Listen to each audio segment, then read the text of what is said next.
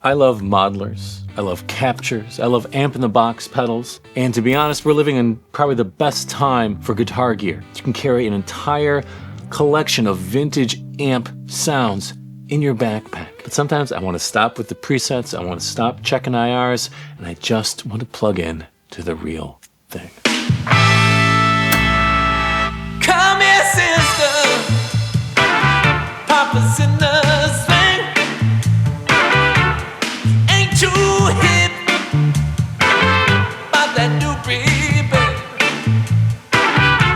He ain't no drag. Papa's got a brand new bag. Hey, come now, mama. And if you're gonna do something like that, why not do it in style? So I took it upon myself to plug into one of the best handmade custom amps right now, the Benson Redland 15.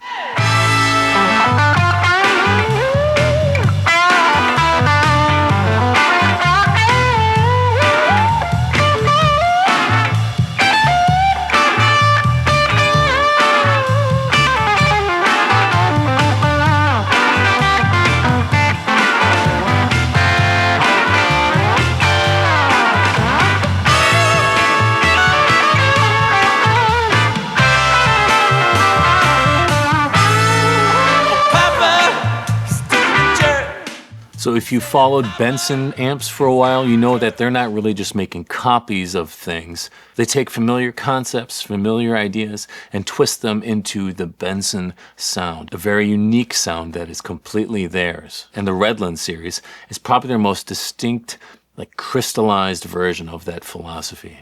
On paper, they're pretty simple. There's a 15 watt and a 35 watt version, single channel, couple controls, a spring reverb, and a 12-inch speaker. Pretty straightforward stuff. But underneath the hood, it's got one of the most unique and expressive EQ sections that I've ever used, and that really is the story of the amp. That is the amp, actually. Because this Redland 15 is not trying to be another blackface Fender. It's not trying to be a Marshall. It's not trying to be a Vox. It's chasing something much broader and greater than that. An extended family tree of the greatest American-style amp tones.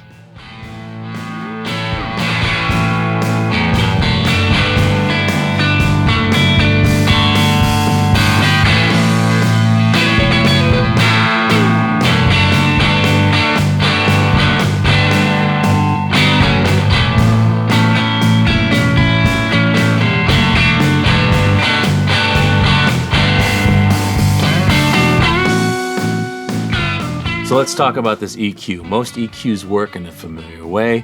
Treble adds treble, bass adds bass, and then sometimes there's a mid knob, which usually is not as helpful. The Redland starts from a very different principle, and it really all centers around the bass knob. The bass knob is a scoop, and it scoops along the EQ curve all the way down to 100 hertz and all the way up into and infringing upon the treble. It sounds confusing, but once you start playing, you can hear what it's doing, and it's very intuitive if you're paying attention to what you're playing.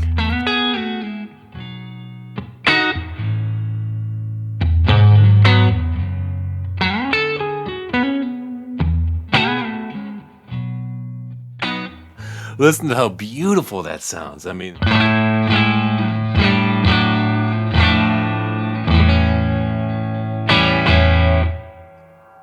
oh, everything's right up the middle right now. So treble's up the middle, bass is up the middle, reverb is at like 2, and then it's the full wattage, and volume is like right in the middle. So at its like bass level, you want to think about it that way. It's got a little bit of a scoop.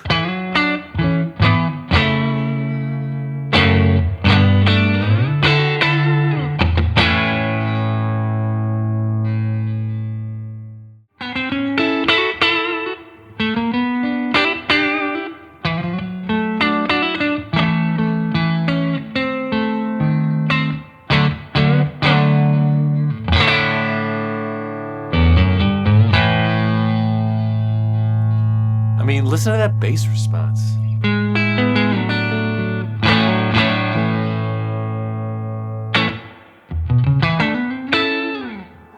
It's one of the best clean sounds I've ever heard and I've ever played.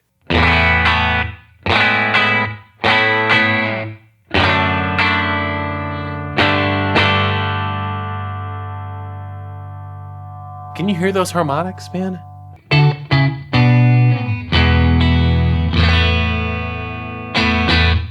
Sounds incredible. The reverb is beautiful and long. It's got a great tail. It's very musical. It's very dramatic. It's very expressive.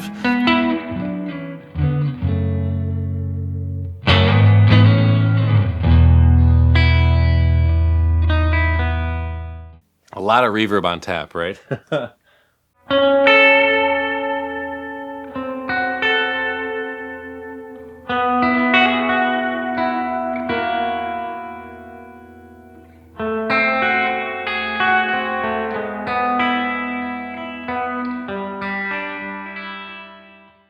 Usually around 2 or 3. If you're not like a big reverb guy, around 2 or 3 is like a good spot to be. But it's a beautiful sounding reverb. It's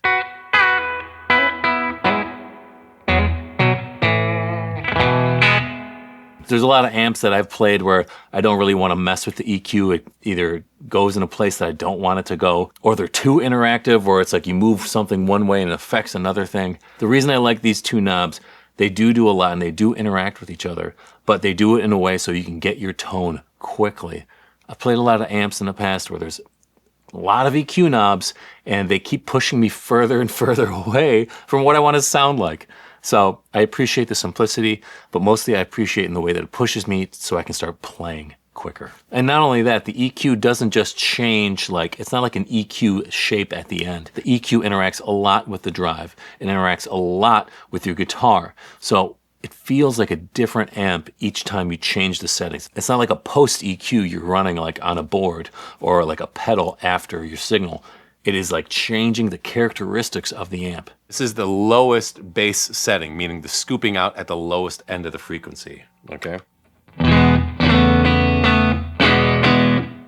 It almost sounds like a small amp now, right?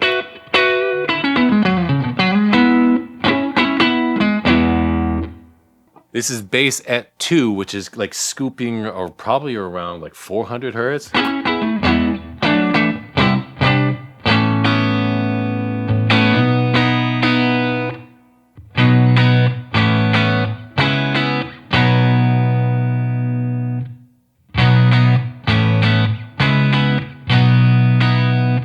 It sounds like the bass is like pronounced now, right? The higher you go in the bass knob, now it's scooping up part of the treble frequencies. It's like resonating in my ears. When you turn up the volume for gain, turning down the bass, sometimes when you do that on the other amp, you turn down the bass and you lose a lot of that bite. This one is just like a perfect scoop where you would want it. This is treble at 9 o'clock.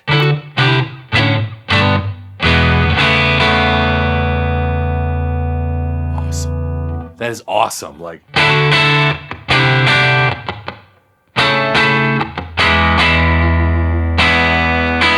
This is the neck pickup still.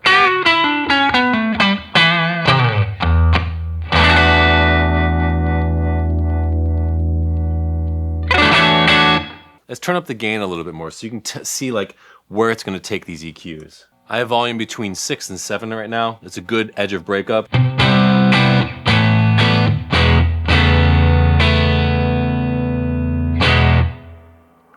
Let's turn down that bass. Let's add more treble.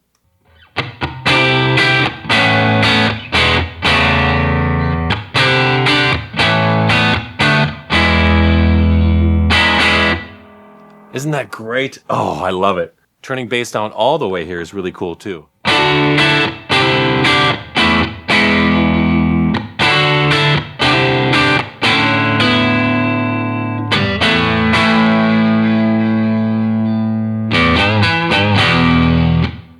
Really good. That's like a very voxy kind of sound, right? Treble's at 7, bass is at 7 on this, okay?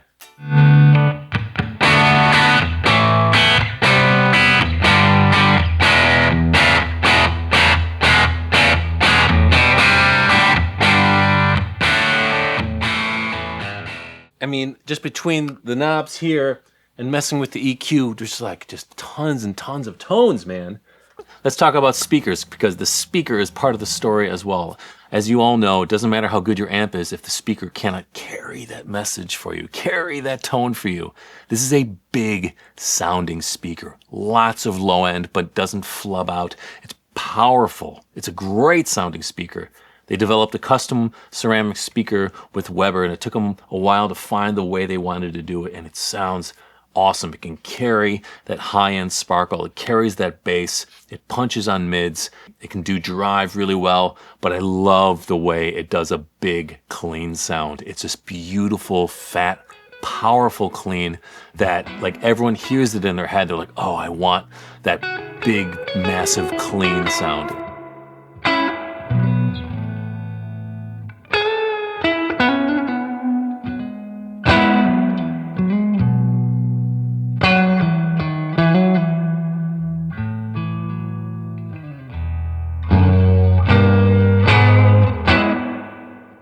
It sounds a lot bigger than a normal 15-watt amp. It sounds a lot bigger than my Blues Junior. It sounds a lot bigger than a lot of the amps that I have that are higher wattage than that.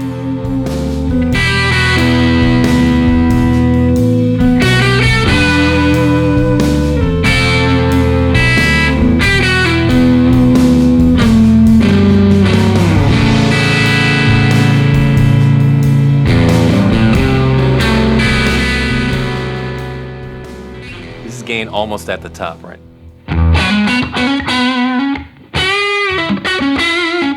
This is 3-watt mode too.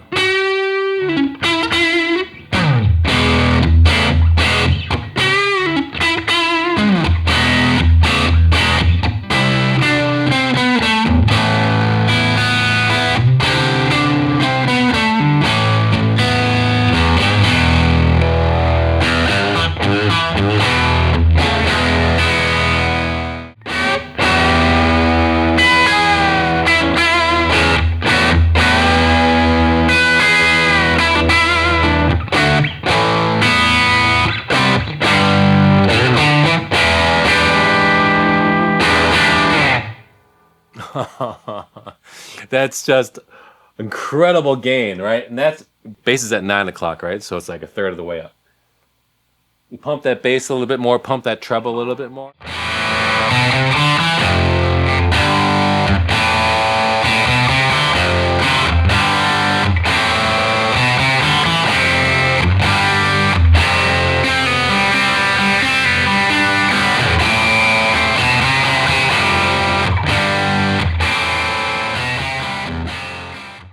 And you notice as you turn the wattage up, you get more clean room, less squish, less compression. This is full 15.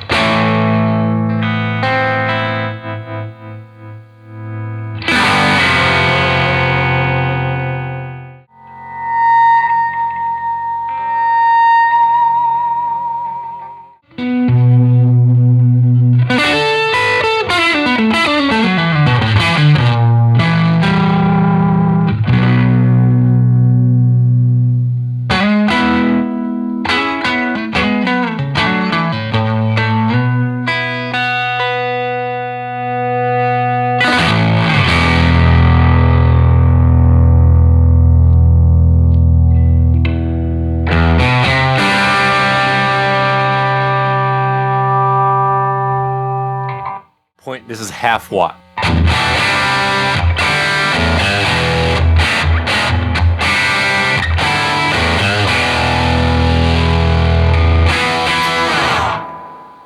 So the reverb's a lot louder. So as you turn down your wattage, the reverb will, like the tank is still going to be thinking you're that loud. So you got to turn down the reverb. You can still get feedback on half watt mode.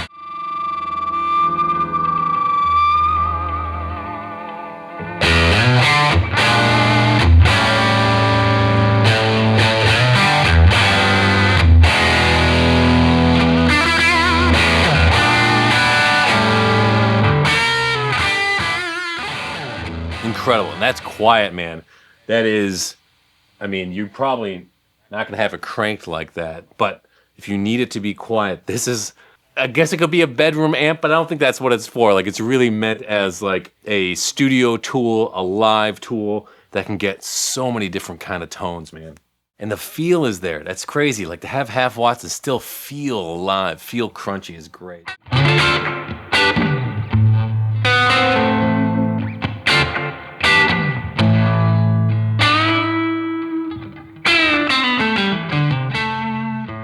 My favorite feature on the amp is not even the EQ. It's the attenuator. It's a tube-driven attenuator. And somehow, I don't know what magic they have, it feels great even at low volumes, all the way down to half a watt. And you can crank this thing and get just wonderful tones. Great for a bedroom, I guess, if like that's, I don't really consider this a bedroom amp, right? But great for a studio recording, great for being on stage. Now you're not blasting your lead singer, the sound guy's not giving you the stink eye the whole time. You can control your volume, have the tones you want, and I don't know how they did it. It doesn't make any sense to me. We'll do the same riff and bump it down each time just so you can hear like the fidelity.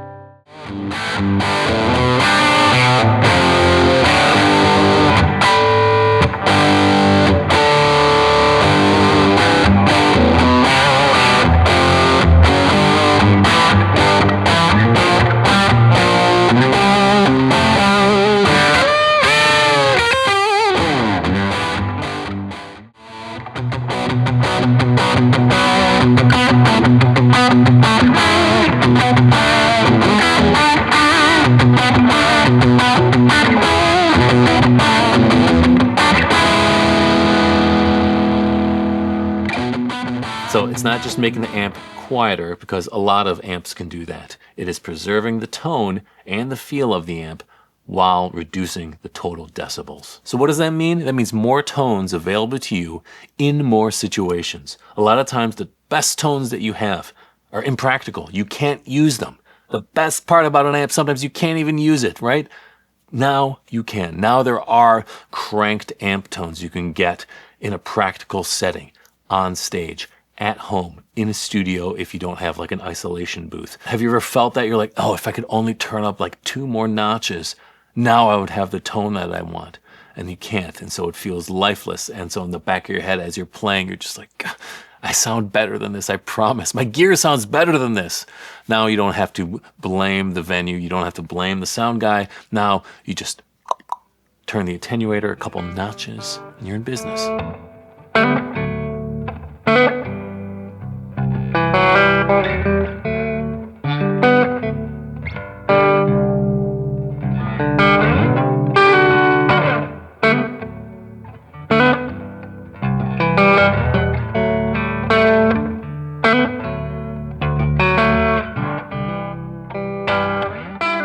Let's talk about the elephant in the room, right?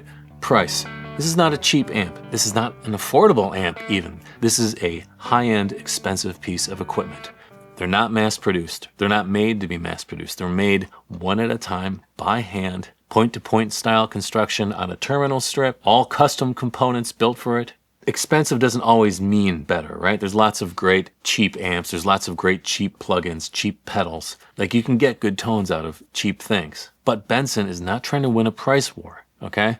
They're trying to make the exact amp that they want with no compromises on their end. And whether that's worth the money or not is dependent entirely on you and what you value. If you're looking for maximum features per dollar, this is not the amp for you. If you're looking for one of the best American handmade amps that you can buy right now, with tones that will stop you in your tracks, this is the amp for you. If you're looking for a lifetime piece of studio equipment, not just a piece of consumer electronics, this is for you.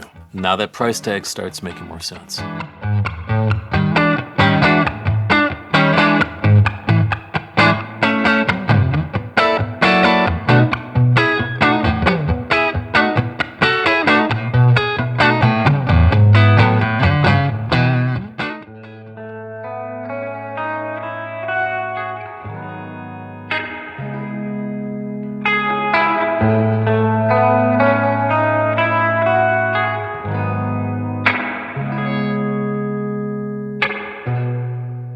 For those of you who are younger, this is how it was all the time. You always had a loud amp. Sometimes there were quiet amps, but amps were just loud, and you would turn knobs and you'd have to find your tones that way.